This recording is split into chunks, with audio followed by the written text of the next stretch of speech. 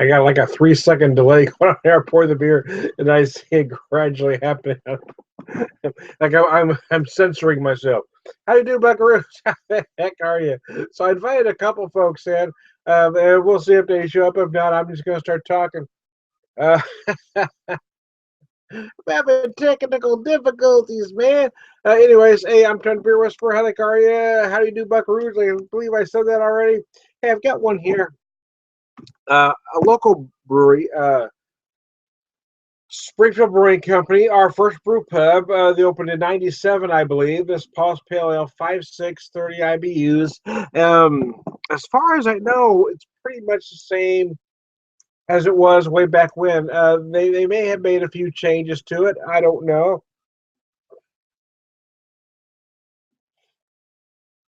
But it is nice. You know, I think there was a time where I didn't really care for it much.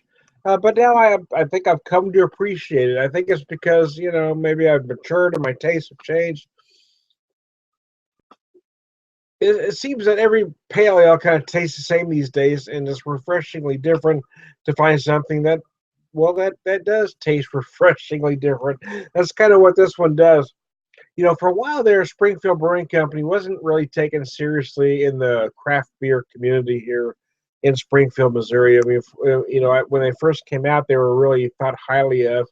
Then there was a point, about the mid 2000s where they were just kind of there. You know, nobody really took them that seriously, especially when Mothers opened up and started doing so many things just, you know, way out of the box and doing the things that they're doing out there. But then there was a point there where there was a change of ownership, and Springfield Brewing Company really started, knocking things out of the park as well. But not only that is that they did stick to a few original recipes. Now that I've rediscovered some of their stuff, you know, I'm kind of mad at myself for not, you know, taking them more seriously all along. And I think the point I'm trying to make is there's something to be said for just making solid beer, and that's kind of what they've been doing for a long time. Recently, I mean today, I picked up a 6 pack of the Paul's Pale Ale and their Walnut Street Wheat. They were 6.97 a 6 pack. So I'm talking about a quality craft beer for less than $7 a 6 pack. I mean, that's just nutso. Uh, at the very same store, Coors Light and Budweiser were 9 cents less. So for those of you that want to say, well, I can't get a quality beer, Tom, for $7 a 6 pack, well, you're wrong. Maybe your neck of the woods doesn't have something like this, but maybe you're not paying attention either. You just have to look.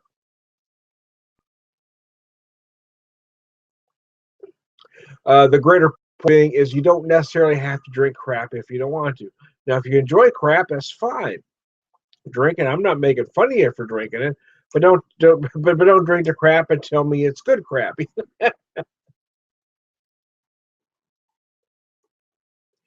I mean, if you happen to like sardines on a cracker, I don't have any issues with you, but don't swallow that sardine on a cracker and tell me, Tom, this is quality seafood, because it's not. You know, here's a good analogy. Um, if you can buy 85.15 ground beef for 9 cents more than 73.27, why would you ever buy 73.27? And that's kind of the point I'm trying to make. For 9 cents more, you could not buy that 73.27 and buy something that's actually palatable. Yeah, you can eat that 73.27 ground beef, but it's going to taste like 73.27. And it's the same with the crap beer. I mean, you can drink that stuff if you want to, but but why would you if you didn't have to? And that's the point I'm trying to make.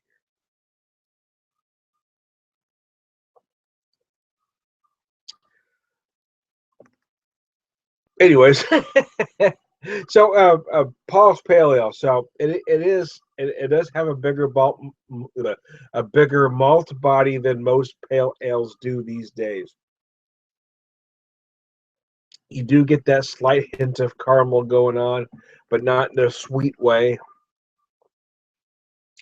As described on their website, a lightly sweet caramel body with big citrusy hops. Yeah, I'm not getting as much sweet as even they think, and I'm not getting the big citrusy hops as much as they think they are big. But there are citrusy hops going on. But it is a much more balanced APA than most are doing these days. It's very likable. It's very agreeable. It goes with just about anything. And again, do I really have to say it again? It was $6.97 a 6 pack.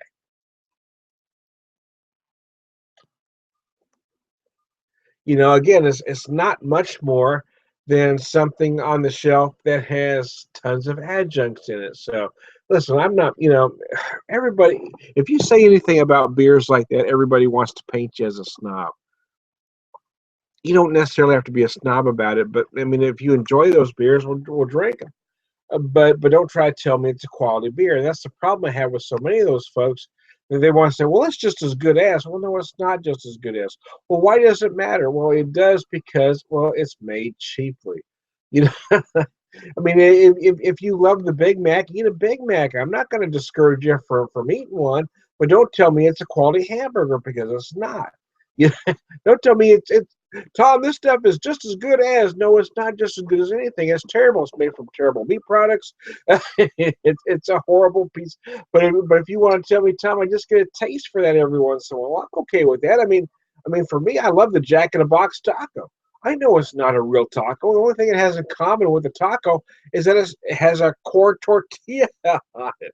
It's not a taco. It's a horrible thing. It's some kind of mystery meat, some American cheese. It's fried and probably terrible oil. I mean, there's nothing likable about this thing whatsoever, but I enjoy them every once in a while because it reminds me of a certain time in my youth. So every great once in a while, I love a Jack in the Box taco, but I'm not going to try to convince any of you that it's a great product. And that's the problem I have with some of these macro drinkers. They want to tell you that it's a great product. If you enjoy them, but don't try to convince me it's a great product because they're horrible products. And the honest truth is that most of these products they're made for youngsters to get drunk on. So I mean, if you're between, well, I'm going to say for the sake of this video and talk about legal age, if you're between 21 to 25 and you just want to get hammered, well, that's what these products are for, man. Those are the products I drank at that age.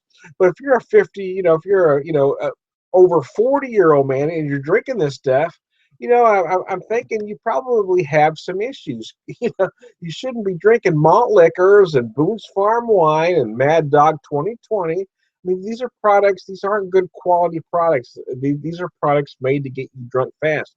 If you're drinking stuff to get you drunk fast, I think you have some issues you maybe ought to discuss with a therapist. At this point in my drinking life at 50, I like to drink quality stuff. I don't always have to drink 8, 9% stuff. I don't have to look for it. And I really hate this term, but I'm using it so most can understand what I'm about to say. I'm not, I don't get any necessarily any joy out of standing in line, honey, for whales. I don't do that. Although I do like big products. I do like, if I can come across something that's unusual, I dig it. But I don't hunt out rare stuff just so I can post it on social media and say, hey, looky what I found. I'm about drinking good quality beer on a regular basis. And I'm not saying I have an issue with getting buzzed. Oh, I love getting buzzed. That's a great, great side effect of great beer. But it shouldn't be the reason you start drinking in the first place. If you pop that first top of something with the thought of, well, I'm just doing this to get buzzed. Well, at that point, maybe you have a problem. If you pop the top thinking, oh yeah, look at that, that smell is awesome. That are those aromas. If that's what you're looking for, then you're a craft beer drinker, my friends. If not, if you're just popping the top of your beer or your whiskey or whatever you're drinking or your Mad Dog 2020, if your whole point is to just get drunk to start with, I think maybe you need to slow down and see somebody because you have some issues.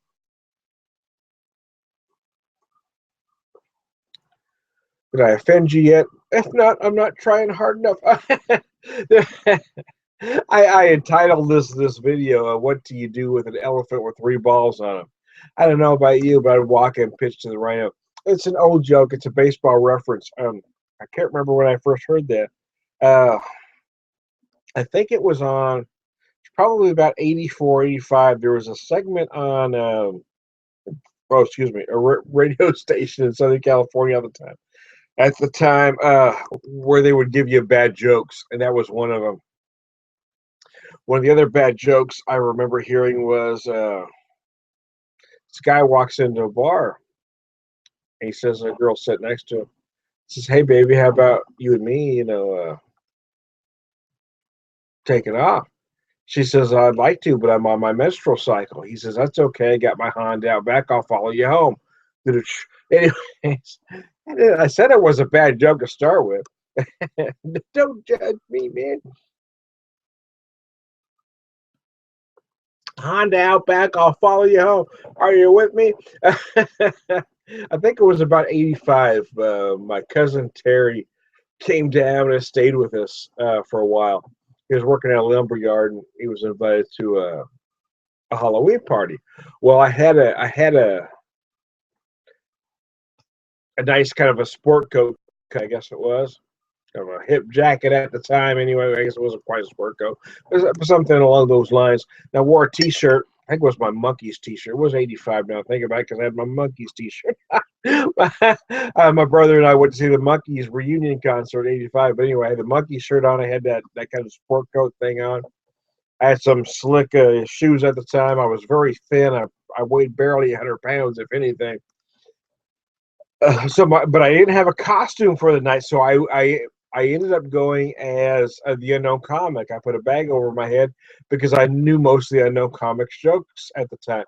So, and I was just killing the crowd. But there was about two or three friends of Terry's that were just getting absolutely pissed. Well, because one, I was making them look like assholes, kind of a thing I did at the time.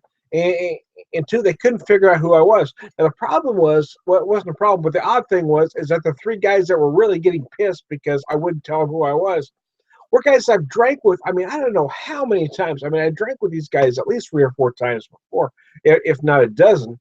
Uh, the fact that I was there with Terry, they should have been able to figure out who I was. I mean, I'm 5'6", about 100.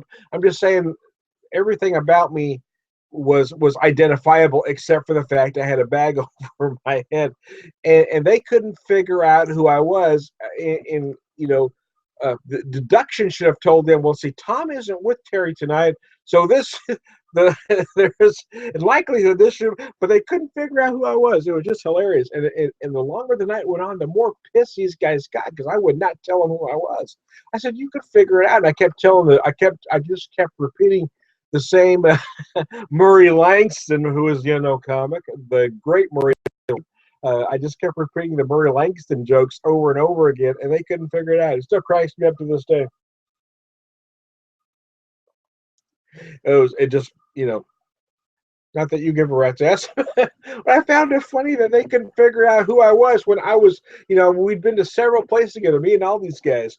They could say, let's see, there's Terry, there's so and so, there's so and so. The only one missing is Tom, but I can't figure out who the guy in the bag is. Just cracked me up, man. So, anyways, this video really had no point. But most of them don't, man, because that's what it's all about. It's about having a conversation. It's about having a beer. And I chose this video not to piss my wife off because I did that in the last video. If I kept doing every video, it would tend to get redundant, and my balls would get bluer, and they're getting funny blue anyway. And not blue in a good way, they're blue in the color blue, not blue in, oh my gosh, I can't believe you just blew that. Anyway, see, now they're gonna get bluer because I just said that.